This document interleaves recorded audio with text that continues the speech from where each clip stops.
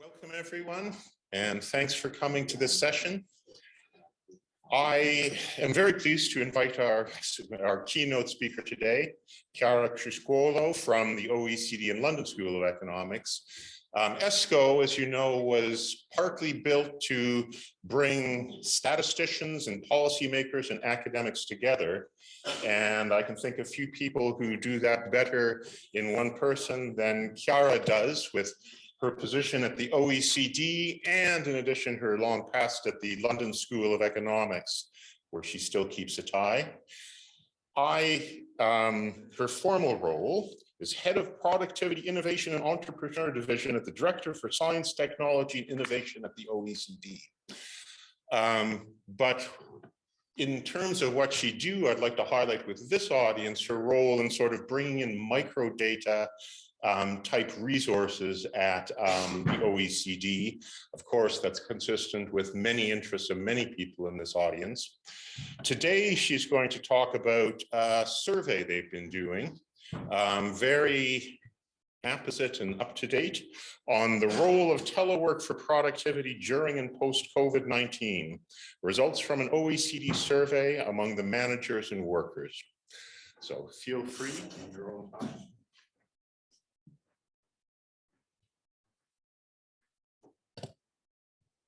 Okay, thank you, Gary. And let me, while I'm doing this, let me thank the organizers for inviting me, and Bart, who I don't see, Bart Close, thank you for his patience. Okay, here we are. So thank you again. As Gary said, I mean, I'm a keen user of microdata, and being here today is a bit like going back to my roots. I've done my PhD while being seconded at the ONS, so many familiar faces. We sat together with some of you through some long times at the ONS in front of computers. And in fact, today we are here to talk about the changes that COVID has brought, where people are not anymore sitting necessarily together next to each other every day, and you know, we are kind of starting to see a different way of working. So let me start by saying one thing. I changed the title of the talk because I got really scared. I was in front of many statisticians, and I thought, okay, you know, our survey we think is great, but it has lots of limitations. So let's use different data sources, and for this I actually rely on the work that we did within the Global Forum on Productivity, with colleagues there, some more analysis I did for the ECB, and then work that has been done in the division that I'm leading by other colleagues, and more generally work that has been done at the OECD using different data sources. Now, why are we here today? I mean, as I said, COVID really meant a huge change, and sometimes a sudden and unexpected change, where we moved from going to the office every day to have to rely on home offices, sometimes in very difficult conditions. And this is something that has been recognized. It was kind of forced telework with children care, sometimes elderly parents care to have to deal with.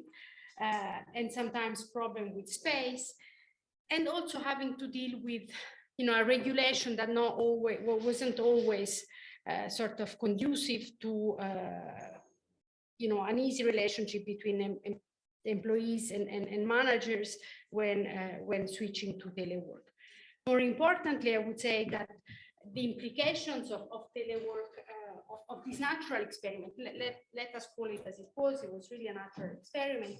It has had many implications, and in particular, it has shown how the use of telework and the use of capital at home has really helped the resilience of the economy. And I know Paul Meisen is here today, and you know, they have a great paper with Gianni Seberli and Jonathan Haskell that kind of looks at the role of this potential capital that was basically, I would say, activated through telework, that has really, in some cases, halved the loss in GDP. Secondly, we also saw that there are significant savings in commuting costs, both in terms of financial resources, but also in terms of time. And these times could be used both for work and for leisure. And again, the statistics here, the back on the, I would say, back of the envelope calculation that Barrero, Bloom, and Davis have done in their paper of 2021 talk about billions of hours during the COVID lockdowns. Finally, there has been this experience of telework has really broken the stigma around telework. What have I done now that I shouldn't have done? Because I'm the queen of doing things that I shouldn't do. Okay, I should speak closer to the mic. Yeah, because if I stand here with my height, probably you only see this screen. So okay, I tend to stand here. So the main question, however, is like, okay, we see this sort of adjustment and these changes, the positive side of telework, I would say mainly, but the question is, what is the link with productivity in the medium to long run? And the link with productivity is actually ambiguous. So on the one hand, we know that better worker satisfaction, less commuting time can lead to higher productivity at the worker level, but at the firm level, we know that there are challenges due to communication, to this serendipitous exchange of knowledge that happens, as we all say, next to the coffee machine. And so in the longer run, this might have negative implications for innovation, and especially in knowledge-intensive service sector, where, as I will show you, the switch to telework has been more significant. There are also other implications, and I would say other risks, in particular increased inequality, because we know from not from OECD studies, but from other studies that the ones that have suffered more in terms of loss in income have been really the low-skilled workers that were sort of employed in auxiliary services for office workers. So imagine the people working at Pret. We are in the UK, so I will mention Pret, that probably didn't need to be there because people didn't go to the office. And also there might be implication on the real estate prices and so on. Again, I'm not going to look at this, but I think these are fascinating questions that perhaps it would be interesting to collect data and do further analysis on. Now, let me go to the change in the initial idea that I had for this talk, because I think it's important to recognize that when we need to go and measure something so sudden and something difficult to measure as telework, it's important to use different and complementary sources of data to try to capture what is going on using both a backward looking perspective and a forward looking one. So what we did is in the various studies that I'm going to present, we rely on existing survey, Eurofound being one, the European Labour Force Survey. But more importantly, we try to rely on different data sources and not sort of the official ones from statistical offices. The first one is the job vacancies data coming from Indeed. It's a data platform. And here the idea is to look at job vacancies that mention the word telework or related words in the ad, so that we try to understand whether firms have actually sort of an expectation that telework will continue, and therefore they will continue to mention telework in new job adverts. And so it's really about the expectations about how the future of work, the future of organization look like. This data covers 20 countries, 55 sectors, and is actually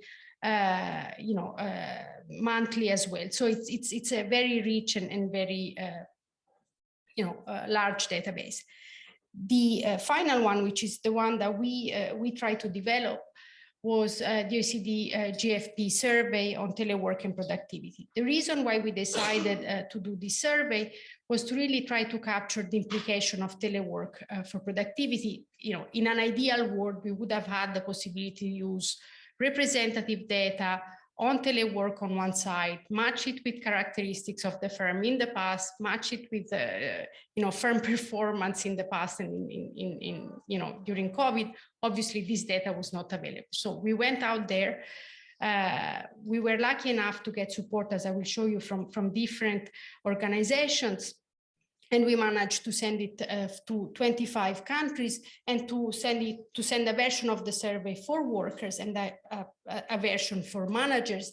Both of these try to look at the implication of telework from the manager's perspective, sort of in terms of firms' performance during COVID, but also the expectation and worker well-being on the other side. Now, the idea was really to try to capture the experience and the expectation for the future and eventually link the two and link it also to productivity. Obviously, and this is kind of the biggest limitation, we have been so successful in getting responses from country, and so the data is not representative. Let me be very honest about this, very open. But the nice thing is what you will see is kind of very much in line with what other surveys have found, and also about what the literature and other surveys in other countries that have had much higher response rate have received. Now, again, one note of caution when we look at telework. I mean, how telework is defined is quite different across different data sources. So I'm not going to go into the detail. I don't want to bore you with that, but just to say that, this might also explain some of the differences, in addition to the fact that, as I said, surveys like the EU LFS or Eurofound really look in a way at the recent past, while job vacancy data really try to capture new hire and the sort of the willingness and investment of firms for the future. So this is something I need to take into account. You will see the magnitudes are not exactly the same when using the different data sources. So let me go into detail about our survey. So we decided to do this survey, as I said, and I think we were a bit naive, thinking that it would be much easier than what it ended up being.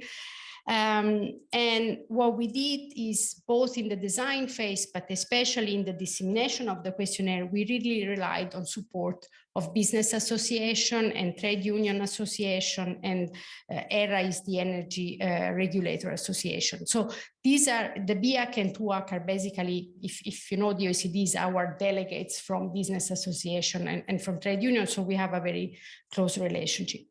So we ran this survey between November 2020 and March 2021. And we really sent it to manage it through the employer association and to employees via the trade unions. So the survey, which is available at the end of the paper that I referred to in the second slide, has a structure that really goes like both in a timely sort of trying to look at different phases. So we try to ask about experience and use before COVID, the intense use of telework during COVID, and trying to get a measure there of subjective assessment of the overall performance of the firm for managers, and also to try to understand what had been the short-term adaptive measures that had been put in place. And then we have a final part, which is really trying to capture the expectation and the expected cost and benefit, and the long-term measures that managers are planning to put in place, as well as the main obstacles, for that they expect to find if telework is here to stay. So this is the numbers. I mean, I think they're quite terrifying if you are a national statistician. Just to say that, all in all, we get a bit less than 5,000 responses, 1,300 on managers, and 3,400 observations from workers, but workers report on the whole firm in which they work. Now, you will see very clearly that some countries like Belgium, France, they had high response rates, high responses, I should say, on the side of workers. Italy, on the other side, had lots of managers answering. So again, this was not I cannot say that this is a representative survey, but I think still we get some interesting insights across country. The UK, we had very low response rates, so I'm not going to report sort of singling out the UK in this case. Now, let me now go to the questions that we try to answer, and perhaps I managed to look at today. First question is the magnitude of the shock. Do we see sort of, what do we see when we use different data sources? What are the factors that are linked to telework adoption? And you will see again some very, I think, clear common pattern across the different data use. Now, I think the two more interesting question is, do we have any evidence, both from the expectations, but also from the job vacancy data, that telework will persist, beyond the actual crisis period, beyond this sort of initial phase? And then finally, what is the impact on productivity of the firm and well-being of the worker as perceived by managers and workers? So for this, we will rely on a framework that we developed when we were thinking about the survey, and then some of the results of the survey. And if I have time, I will mention also some policy messages that I think come out quite clearly from the various work of the OECD. So let us look at the first impact, describing a bit the COVID shock and the heterogeneous impact across workers. So when we look at job ads from the Indeed platform, we see a threefold increase between the beginning of the pandemic and the end of 2021. And this increase was kind of quite sharp between March and May 2020. And this is kind of highlighted by the blue bar, blue line on the graph. But you also see that there is kind of a very close link, or a similar trend in the government restrictions that were imposed at the beginning of the crisis. And you see that as governments were imposing restrictions, the share of teleworkable job ads increased. But what is interesting is by the end of 21, while the government restrictions were kind of being weakened and relaxed, the number of teleworkable job ads remained relatively constant. So you see it very clearly in the graph. So that is already, I think, a first indication that there is an asymmetric impact between tightening a mobility restriction and relaxing mobility restriction, and I will get back to that. Secondly, and this is something that again comes back while looking at different databases, we see that the change in the share of teleworkable job is quite different across countries. You see that the UK is together with European countries like Spain and Ireland, but also North American countries like Mexico and Canada, they have seen a larger increase in the number in the share of teleworkable job ads. And what is interesting, I think, as well, and this is something that I found quite interesting and surprising, is that most of this increase is very much happening within a sector and not across sectors. So there isn't really, I would say, a reallocation towards more teleworkable of more jobs in more teleworkable sectors. So this is, again, I think quite interesting to really show that there is a change in the way we do work in the same sectors. Now, this is evidence from the ULFS and other official sources that were collected by colleagues in our directorate. And you see again that there has been a big increase in the UK. This should not be surprising. I think the ONS had a very interesting statistics that in April 2020, the share of employed people working from home went from 6 to 46%. So really an eightfold increase. Again, this is something that seemed to be quite in line with this result. Now, this is evidence from the Eurofound survey. I think what is interesting about this graph is that for the different countries that you see here, again, there is a high share of people declaring that they work from home, even in February 2021. So you don't really see a significant decrease in the number of telework, even in February 21. I mean, partly we're still in the crisis, but also, as I said, even when mobility restrictions were released, we didn't see a big going back to normal, to where we were before the crisis. Now, again, something that is probably not surprising and is very much in line with the different definitions that have come out from the literature on teleworkable sectors. You see that the sectors where there has been the biggest increase in teleworkable job ads, and you will see also in the share of people switching to telework, is very much knowledge-intensive sector, software development, marketing, information design, and so on.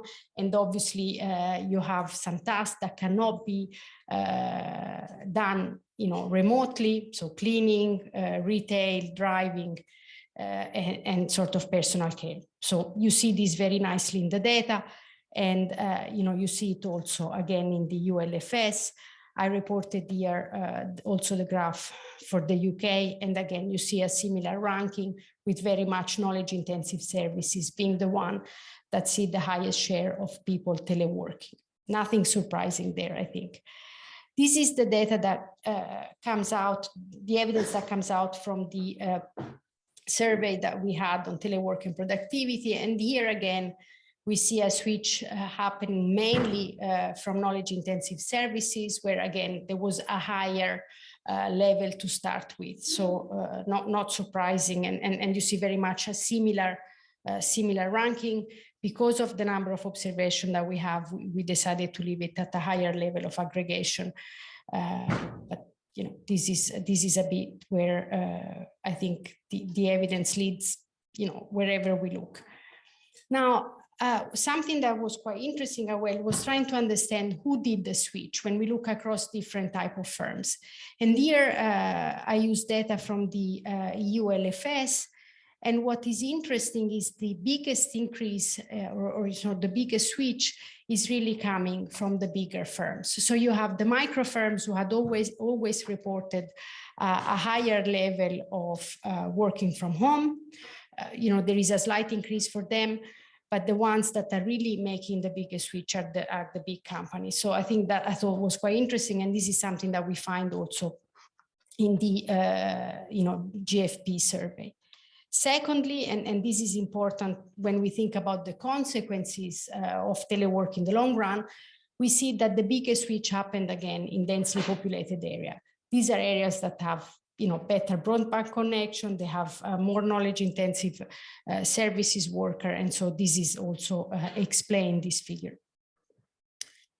So I already mentioned a couple of things, but let me go back to what can explain when the differences across countries. And the first thing is obviously the restriction during COVID and the tightness of this restriction, and differences in the tightness of this restriction can explain about 30% of the cross-country difference. You see the UK highlighted there. This comes from the job vacancy data. Second, factors that can explain differences, both across countries, but also across different areas. We did some more work on that, is very much the connectivity or, digital preparedness, you can call it as you want, but it's basically the quality of broadband availability, both when we look at the broadband infrastructure for firms, and whether I look at the also broadband infrastructure for households. So, both of them can be correlated and are correlated to telework uptake. And this is data using Eurofound data combined with broadband data of the OECD. Now, in our survey, we ask a similar question and really try to understand whether lack of ICT infrastructure was preventing more telework. And again, despite all the limitation, the nice thing is that the countries that report that lack of ICT infrastructure is an important factor, and this is what you see, reported here, is not important at all is 0, 4 is very important. The countries that on average report that the lack of ICT infrastructure is a significant obstacle to implement telework is Japan, Hungary, and Malaysia, which are also the countries that have the highest, sort of the lowest level of broadband penetration according to the OECD statistics. So, despite all the limitation, we get some sensible results. Second, let me now go to the third point, which was ICT skills. Again, this is something that we were trying to understand in various analyses, and we do see that ICT skills seem to be related to telework uptake.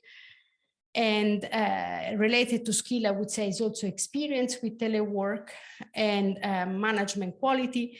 We didn't have direct information on management quality, so we proxed this with log labor productivity before the crisis, and we see whether this has any correlation with adoption rate before and during the crisis. And what we find, if you look at column 4, that more productive firms are the ones that tend to adopt more, both before and during the crisis. And secondly, firms that had experience with adoption of telework before the crisis actually tend to be also the ones that adopt more during the crisis. This is very much in line with evidence from Barrero and co-authors. They find similar results.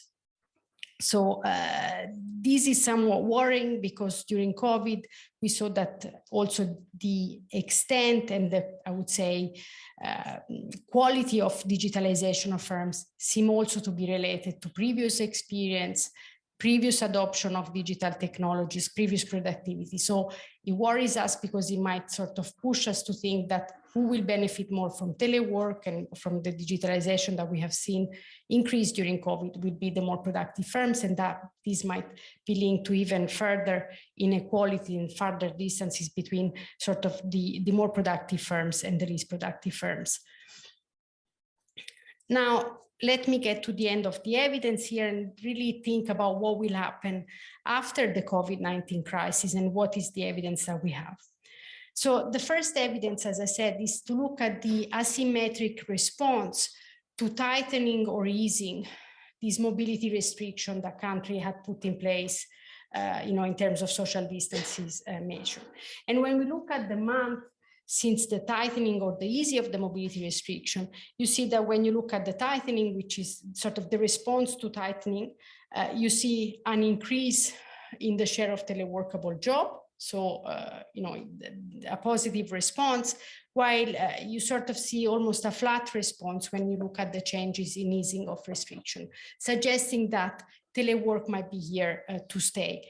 Another way of looking at this and to look at the role of broadband penetration and digital infrastructure is to look at the same thing, but distinguishing between countries that have high broadband penetration rate and low broadband penetration rate. So in the top panel A, you see that, and you compare panel A, sorry, figure A1 with figure B1, you see that tightening of restriction have sort of similar impact whether you have a high broadband penetration country and a low broadband penetration country. Where the difference lies is when you look at the easing of restriction. So if you look at a country like Italy, for example, where broadband penetration is not great, you see that easing a broadband restriction kind of leads to a decrease in the share of teleworkable job ads.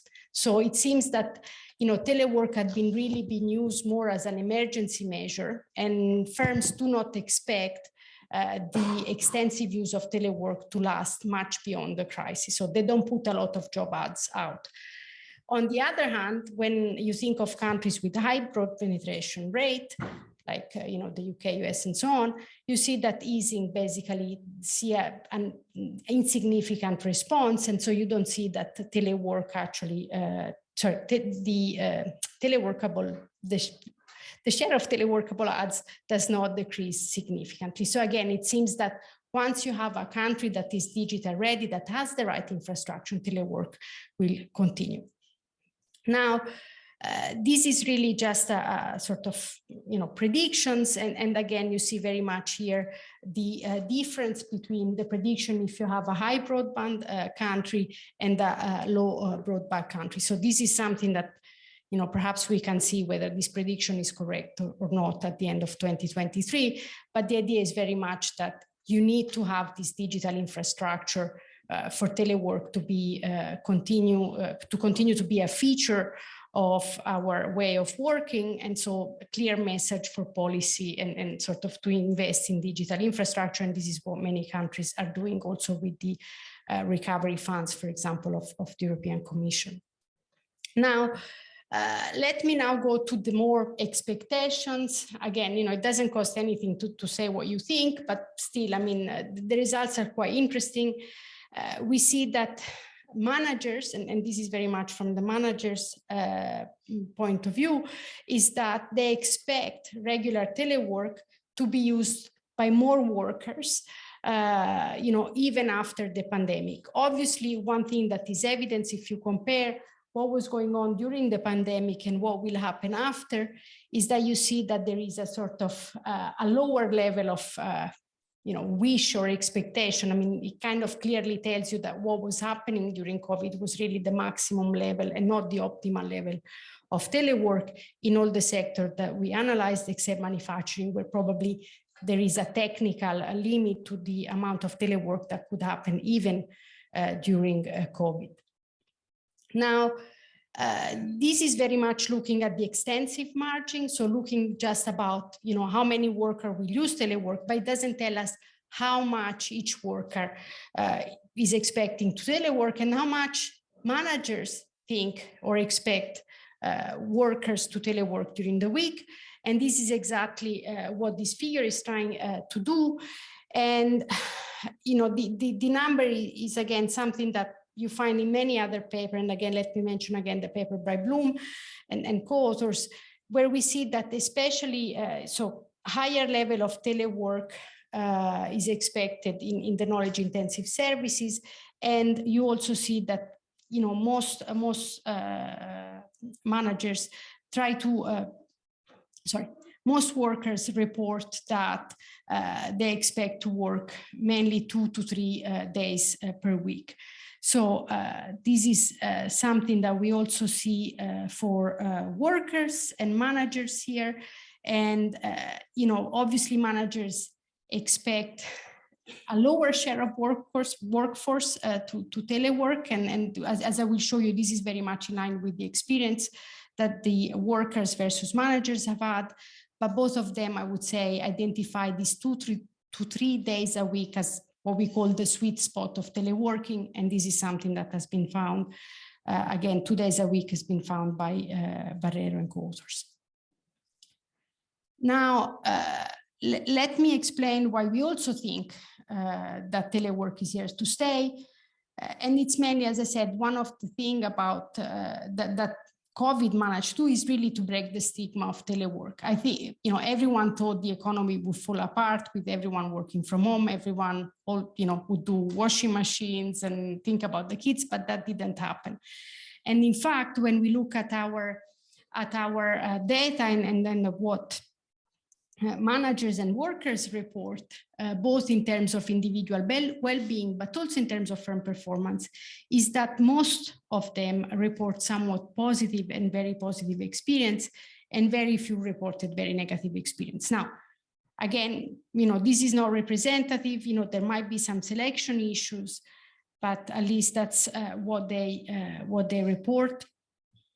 We also find, and this is, I think, even more interesting, is that the experience during the pandemic, was again, on average, let's say, higher for workers in terms of individual well-being, but there are a lot of differences, or more, it's a steeper, if you want a steeper line here, there are many more differences across firms than across workers, suggesting, again, a link with the characteristics of the firm and the experience that they have had with telework. Across countries, a similar kind of difference. We see that the experience of telework by manager kind of also is linked to the desired intensity of telework afterwards. And you see that for many, the numbers are quite high. Now, why do we think that, it's really about breaking the stigma and showing that, you can still be productive, is because, yes, the adoption rate, less the experience before COVID was important, but the experience during COVID was also important. And in particular, the quality of that experience. So the better that was, the higher it's going to be your adoption rate in the future. Let me perhaps then, this is the last part of the talk, and is very much try to better understand with the data at hand, the link between telework and productivity. So let me perhaps start just with the framework that I mentioned at the beginning, where on the one hand, we know that productivity depends very much on worker satisfaction and well-being, but we also know that the worker level efficiency will kind of rises up to a point and will very much depend on the voluntary nature of telework. But, if we know from also the responses to our survey that spending too much time in telework will sort of have negative social consequences and negative consequences for the well-being of the workers that lose the social capital that they had in the workplace. Secondly, when we go beyond the worker and we look at the firm level, there is an important element that is coordination. Why? Because it's very hard for manager to lead a team when different workers are not together, and there is a problem, especially when you think about innovation of this knowledge sharing that I mentioned. So, we expect basically a concave relationship between telework and worker, an inverted U relationship between telework and firm efficiency, worker and firm efficiencies. And in fact, this is exactly also what we find when we asked workers and managers what were the advantages of disadvantages of telework. And it's really very much a balance between increases of productivity while teleworking, working more, managing to tap into talent that they wouldn't be able to attract otherwise because they can go further from the sort of usual pool of applicants. But then working as a team is more difficult, and the employees identify less with the firm, and training will be more difficult. So again, negative implication for productivity in the medium to long run. For workers, exactly as I said, it's a matter of balance here as well. Lower travel expensing and commuting costs, as we mentioned before. They're better able to concentrate, nobody interrupts them, and they have more free time. But this lack of social interaction is also been found to be very important, and this unclear separation between work and private life and uncomfortable office. So these are the advantages of disadvantages that come out from our survey, and they're very much linked to what we were saying before. So we have data on productivity, if you want, measured very roughly as revenue per employees. I wouldn't use it in any of my papers, but I mean, that's what we have. And we kind of link it with the intensity of telework adoption per week pre-pandemic. So they work maximum 1 day a week, more than one, between 1 and 2, and so on. And what you see is that we have a sort of a ham-shaped relationship between productivity and telework. Again, this is a very rough, I don't want to put any causality here, it's just like what we see from our data. But what is interesting is that these ham shapes seem to be there as well from the data from our survey. Now, what is important, and I mentioned this before, is the fact that one of our worries was that the more better managed, more productive firms might actually also be able to better benefit in terms of productivity from telework. And one of the questions we posed to managers was exactly, what were the measures that they thought were improving or were sort of were improving firm performance, during COVID. And so what they really mention is regular online meetings. So the issue of communication comes up, but also supporting purchases of IT and other office equipment. So, financial support to individual and providing training. Now, what we find is that the more productive firms also plan to implement more of this adaptive measure. And so they know already what will maximize their telework benefit in the future. And so that is what worries us, because if we continue to have these differences in productivity being perpetuated even in the life of telework, we will create again a sort of dichotomous business population and worker population between those employed at low productivity firms and those employed at high productivity firms. And you see that coordination of schedule, provision of ICT equipment, training on workers is very much higher in high productivity firms. Now, as I said, this was just an attempt to capture something that was happening in a timely manner. And we have not managed to we have just scratched the surface. I think there is much more that can be done. I hope, statistical office can continue to work on this in a timely manner, linking different databases, looking at the perspective of workers and managers. There used to be a survey called WORST that managed to really, for the same firm, being able to identify what the managers and the workers' perspective. I think when we look at telework, that's very important. There are work that has already happened on the impact on aggregate productivity. I think more can be done there. Income inequality, I think, is also very interesting. So I hope this is research that will happen. And then real estate prices, again, there is something more that needs to be done and can be done to really understand the full impact of telework beyond sort of worker well-being and firm productivity.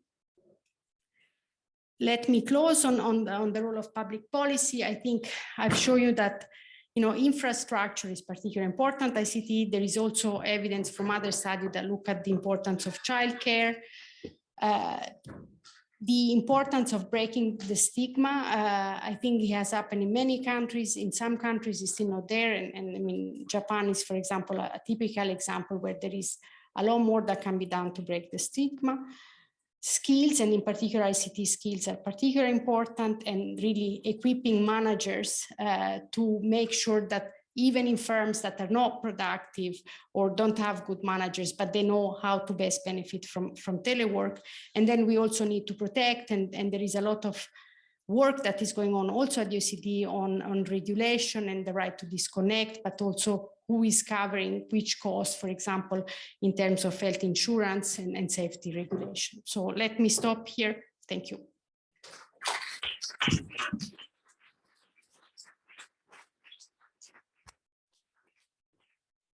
you very much. It's a very nice job. We do have a little bit of time for questions.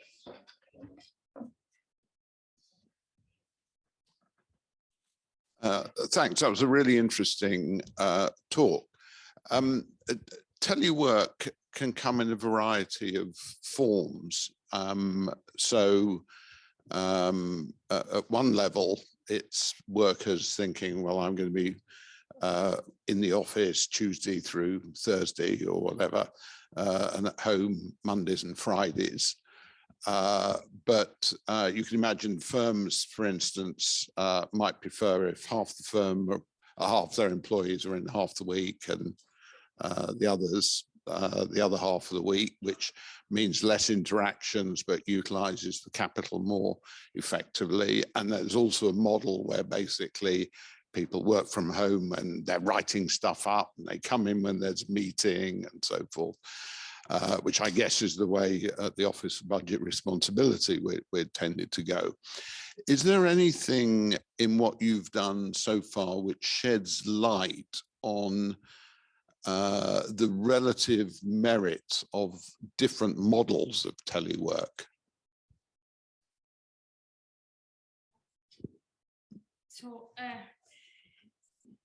So I should say we only look at regular telework. So as you said, like looking at days per week. So we don't look at whether, you know, you don't come in a particular month and so on. I think one of the, I don't know if I had slides on this, but it's really very much about coordination of schedules, which is very much about, you know, the same team coming in on the same days. And to me, that's very much in line with other responses that we have in the survey, where they really stress the importance of communication. So during the telework phase, they were very much saying that what really helped them maintain productivity was online meetings. Probably everyone in this room hated them. I mean, I did, but they seem to be quite effective, according to managers, in maintaining productivity during COVID. So to me, is this coordination of schedule. So I would say have, you know, the same team coming in at the same time. So not the second model that you were saying, you know, half a, you know, and I think the way, you know, from what we can see is like these 3 days, 2 to 3 days a week might be, you know, 3 days a week would be the way, you know, managers and especially workers see things going. Yeah.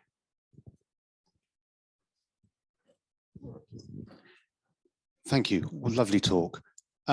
You mentioned the importance of pre-existing levels of teleworking and the importance of broadband as an enabling infrastructure. But did you do any work, did you incorporate any view of existing transport and office infrastructure? Thinking back to my early days in my career where you'd take a long commute into an office and then sit there in your coat because the windows didn't fit.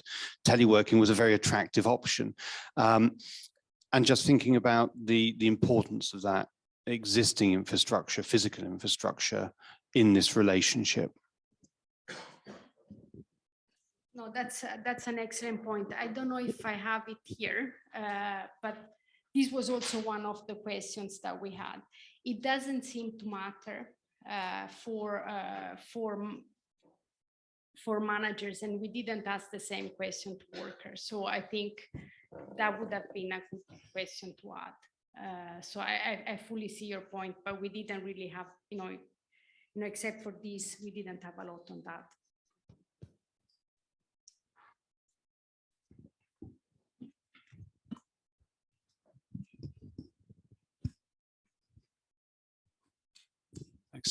Thanks, Chiara. Really interesting talk.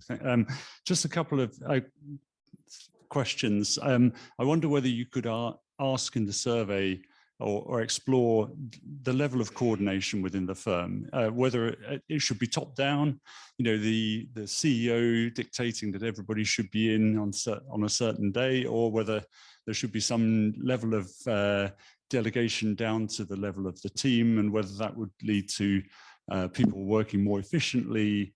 The point that Charlie was making about, you know, efficient use of the infrastructure, but at the same time of coordination between the workers, and that might be something that's worth looking at. Another thing that might be worth exploring, and I don't know if you've been able to dig into this, but the connection between the preferences of people for working from home based on their own demographics, i.e. their education level, skill levels, but also things like age, and, you know, whether there's preferences that differ by demographics. So again, excellent points, and I think this is, you know, the level of coordination, which is also linked, I would say, to the management structure of the firm, is something we haven't looked at, but is an important question. On the preference by worker, again, we didn't do it mainly because the worker side of the survey was answered by the sort of trade union representative that was reporting on the firm. So, but we did look at the size, the age of the firm, but I mean, at the moment I have a complete blank on what we find. So I wouldn't be able to tell you off my head. I mean, I can sort of follow up via email.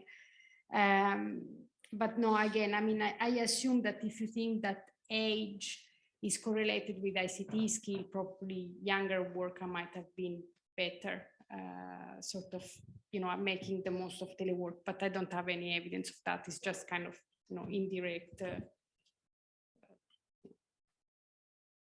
So again, but very, you know, this is a very interesting question, and again, it would be nice to look at gender, which is something we wanted to do and then we didn't get the data. But women, especially during COVID, had other duties at home. I'm not going to go into details, but perhaps they didn't manage to to be as concentrated as men. Thanks, Chiara. That's great evidence and also great talk. I probably not in a survey, but I was interested in your long-term views about what this is going to lead us to. In particular, two aspects that might be. So the wage polarization. So whether there is the effect on wages are going to, there's a premium towards those that don't work at home or vice versa. And the effect can be more or less polarizing. You mentioned the income, but I was interested in the wage effect. And the second one is whether you think that it's going to be an increase in the monitoring of workers by harvesting data on their productivity, something that probably is going to increase, or whether there's anything that we can derive from your survey. I think that's a concerning trend. Thank you. So I will be like on monitoring of workers. This is something that I think colleagues in the Employment, Labor and Social Affairs Directorates, I think are quite concerned about. And regulation can be very important in the sort of protect sphere that I was putting there. I think there is big fear of use of AI, especially on monitoring workers. So I agree that might be a risk, and this is where legislation like GDPR could be one thing, but I think regulation in particular and this right to disconnect could be very important as well. The second question on wage polarization, this is something we were not able to do. I find it extremely fascinating, and this is really where the social implications of telework are important. So again, this is just thinking, and I don't have any evidence except for existing literature. So I think there are two ways in which telework could affect wage polarization. One is within the firm, where you have the skilled sort of white collar workers who then have a lot more choice, because if we believe, as our survey suggests, that firms will be able to have a larger pool of candidates, it means also that this candidate will have much more choice. Okay, so for example, if there is there seems to be an increase in labor market concentration, they will be a bit more immune to that, while the lower skilled, more manual worker will not have that. So that to me is a within firm wage polarization. The second is more what I mentioned at the beginning, and I think there is mounting evidence in the US, where again, there will be two types of workers, those that work in offices and can benefit from telework, well-being is improved, they save on commuting costs, and then those who are working in the cleaning, maintenance, auxiliary services, and they are the ones that we saw have had sort of, less job opportunities or, lower wages because, people don't go to the office to the same extent. So I think it will also depend, again, on productivity and growth, because if firms are doing what Charles Pin was saying, which is like, okay, I just double the number of workers in the office, then that shouldn't be a problem. But if firms sort of, we have stagnating growth, and then, it's just a matter of fewer people going to the office every day, then these auxiliary services are going to be the ones suffering, not the people teleworking. So again, I mean, these are the two things that, in my mind, I was thinking about, okay, what are the implications for wages? And then you can think that house prices in the suburbs are going to increase, and therefore, again, the low income will suffer. So that goes more in the income side.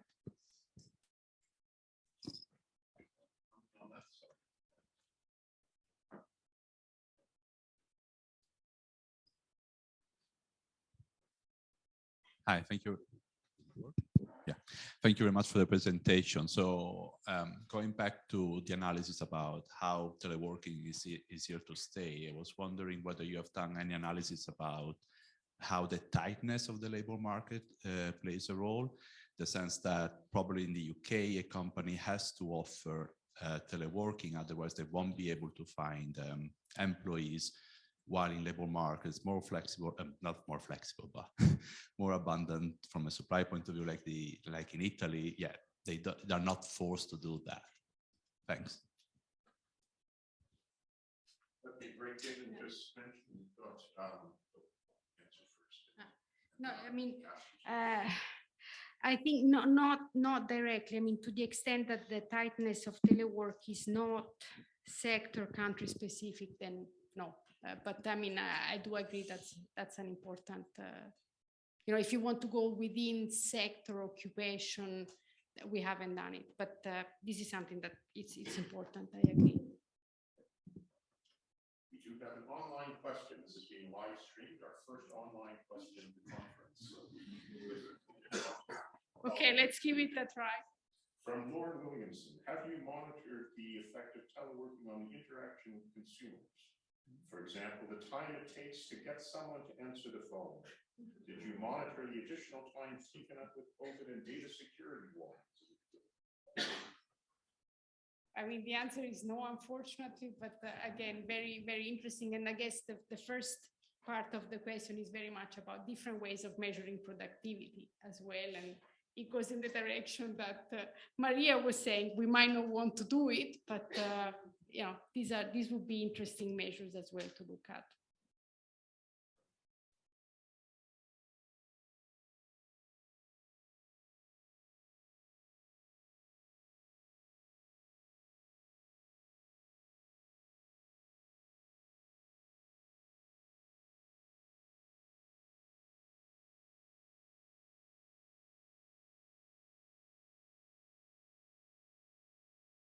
One way of resolving these things is if you can work for a big four accounting firm from the Highlands and Islands of Scotland, then there's a new dynamic that comes into play in terms of the longevity of working from home. If people are signing contracts at that very long distance, that might give us some indication.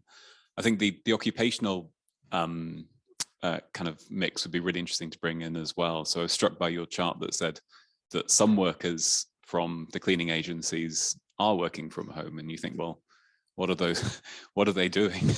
They're not cleaning offices or homes, are they? So they must be the managers. So exactly. What does it tell us about the kind of occupational structure inside the firm as well? We had one result of construction that was very puzzled, and in fact, you know, for example, in the construction industry, I mean, and the cleaning might be quite similar. I mean, you have accountants, you have managers, you have surveyors. I mean, they can do tasks at home. And so, you know, I guess that, you know, especially during COVID, they did a lot of those, you know, from home. On your first question, I mean, this is a question I asked myself as well. I was hoping to be able to answer with the EU LFS. I don't have a clear answer, unfortunately, but one thing that puzzled me was the evidence that, you know, at the end of the day, you see a big increase in telework in very densely populated area during COVID. So if that is any evidence suggesting of something, probably people just moved out in the suburb and remained at home. I guess it very much depends in the longer term on the broadband connectivity question. And we know that in many rural areas, there is still a digital gap there. So I'm not sure that you will really be able to see a complete reversal of the geography of where people live and how far they move from work without the you know, digital connectivity that you need. So to me, it's an open question, but it's somewhere where the policy really matters.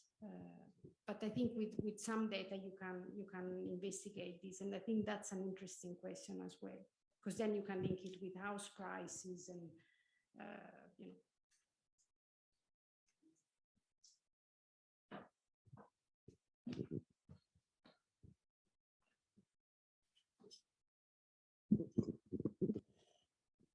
Thanks. The asymmetric response to tightening and easing of restrictions is really interesting. And that looked like it was at quite an aggregate level. And presumably with the tightening of restrictions, there's a lot of no choice, work from home if possible kind of stuff.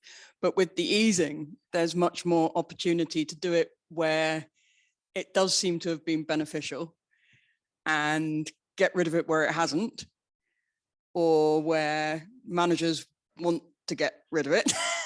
So I just wonder how much you've broken that down, if it's possible to break it down between types of jobs or, yeah, types of jobs in some sense.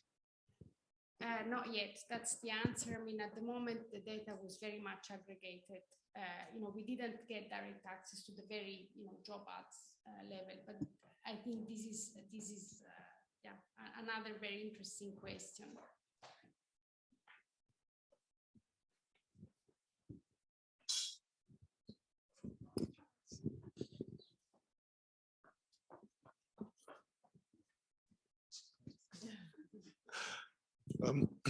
Very pertinent and timely, and I think the OECD should be congratulated on doing this work.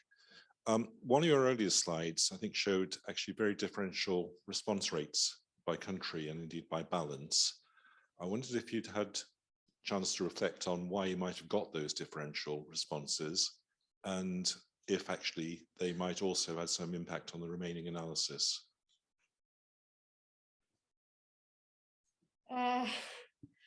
Okay, I have to be careful what I say. I think because we are being live streamed and recorded. So I think there are two elements. One is engagement of the different, organization with the OECD. So they were, for example, let me mention Confindustria. In Italy, they were very, very involved. And so I think they really did a lot of work to advertise the survey. Perhaps others were a bit less. I think there is also an element, which is in some countries, we got responses from workers and not managers. And I think there is also an element of, lack of trust, perhaps, let's call it that way. And sort of, you don't feel comfortable answering this type of survey because it can be a hot topic in your country. And I mean, I'm thinking France could have been one of those where telework was not so straightforward. In France at the beginning, I mean, there was a lot of reticence and firms were not really happy to adopt telework at the beginning of the COVID. So, there might be some element of that as well. So, we might get perhaps some selection across countries in that respect.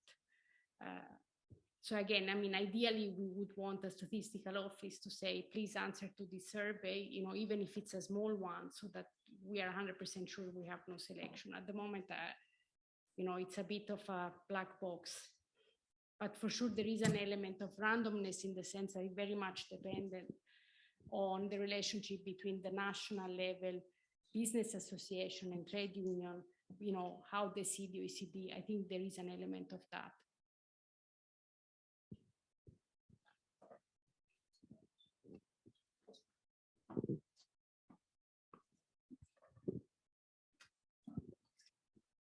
Thanks, Chiara. Extremely interesting.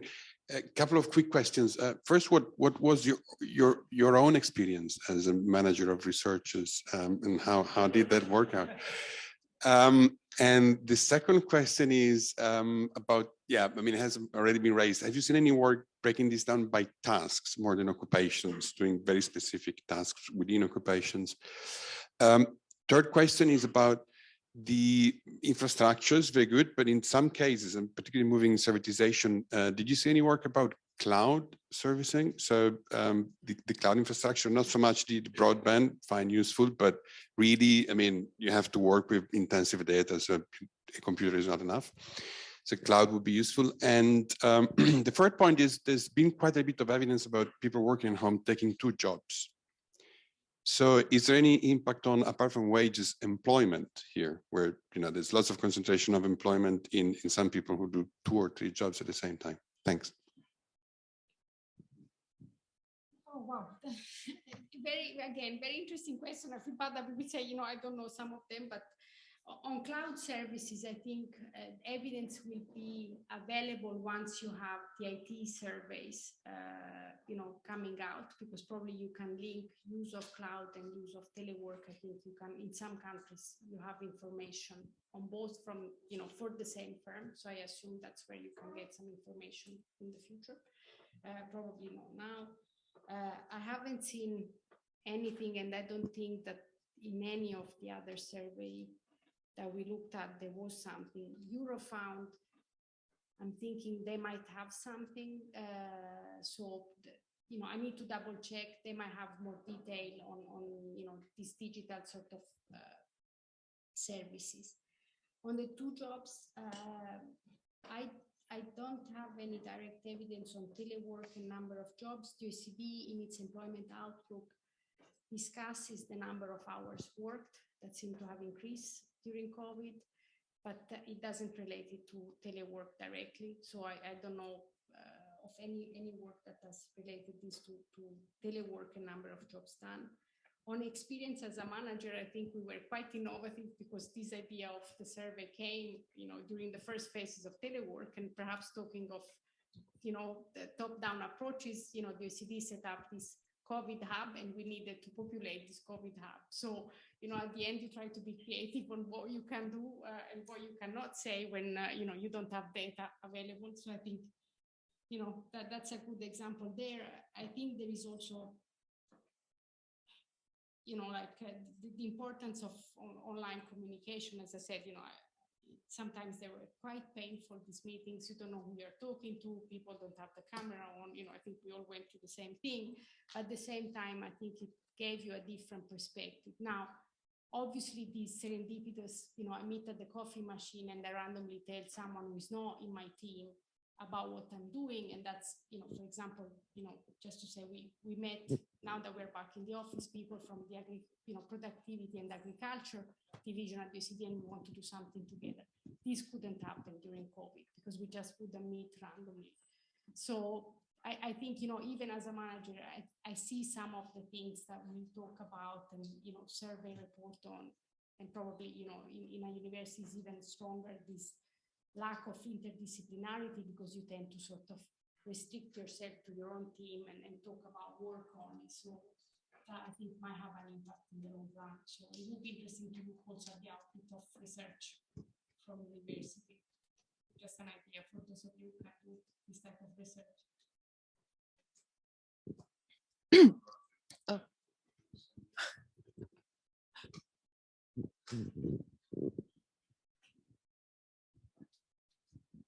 Hiya.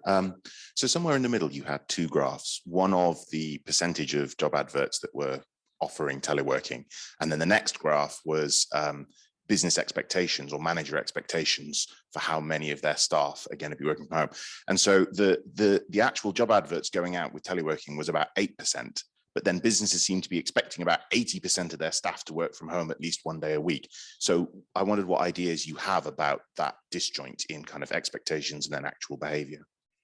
So this is a very good question. So to me, the difference are twofold. One is, when you look at job ads, it's about new hires, okay?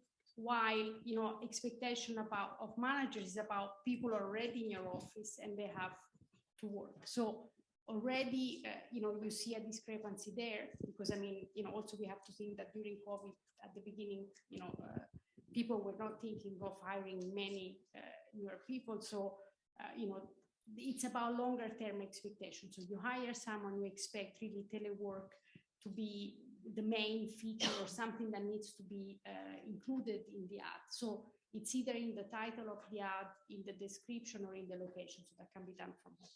So to me, that's the first big discrepancy. The second one is about how long these expectations are. Obviously, when you put an ad out, you expect it, probably for the next 5 years and so on. When, the expectation that we are asking is, people probably think within a year, not very long. So I think that's, two possible explanations. Hi, Chiara. Thank you for your talk. I have two quick questions. So one is your measure of productivity. You say that is quite rough. So would it be possible to use self-reported productivity by workers and managers? And the second question is, what about the impact of telework on mental health and well-being of workers? And have you seen, how this can change is it creating a polarization there as well? Or so could you say something about that? Thank you. So On the first one, we asked about subjective assessment of firm performance during COVID, and that's, for example, what you see here. It's really about the subjective firm performance. But then when we look at the, at these, we try to use, the better measure of productivity that we have. So we use the pre-COVID situation, because that's, what we have. We hadn't looked at the self-assessed.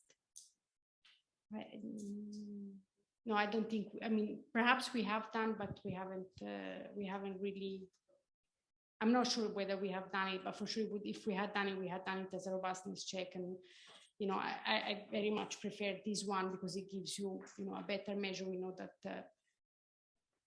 revenue over employees has been used, for example, by Halting-Wanger in much larger sort of databases, and sort of they show that it's not such a bad measure. So better that than the subjective, I would say, if I had to do a ranking for myself. On the well-being, I haven't looked at this into detail to tell you exactly whether there is a dichotomy. For sure, there is an element of how much telework and, the reported well-being. I think there are a few papers. I don't know if we cite them in the paper, but otherwise I can share them.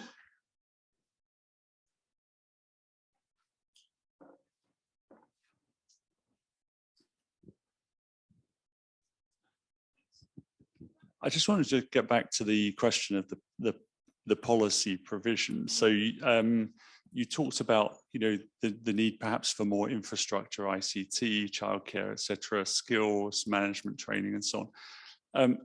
What are your thoughts about how you divide the costs of those between the public sector and the private sector and the employees, all of whom stand to benefit in some way or other?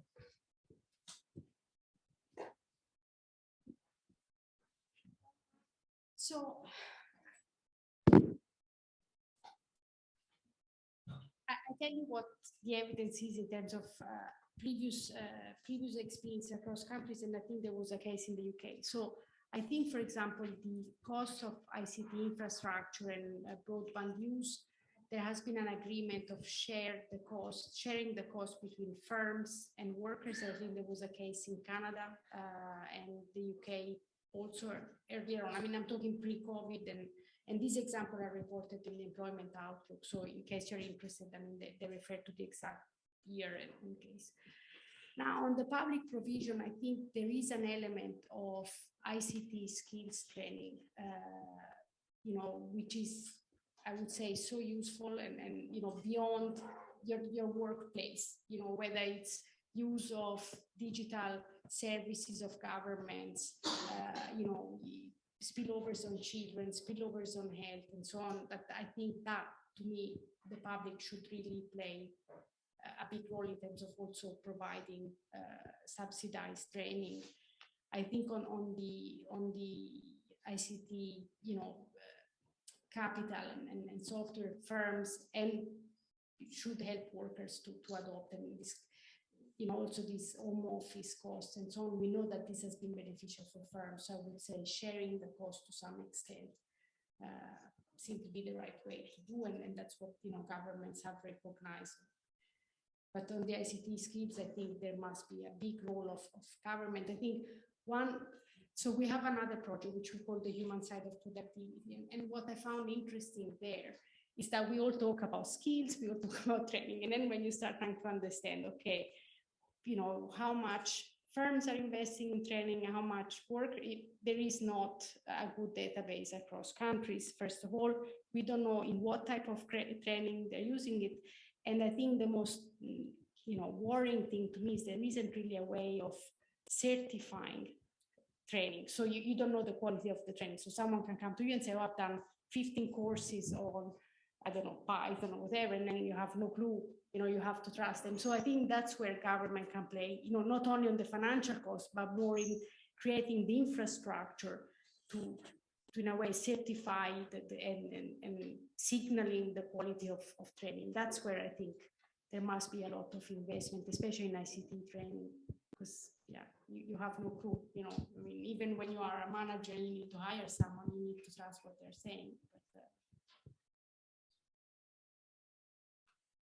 you've raised so many interesting issues. This discussion could go on for hours, but in the interest of time,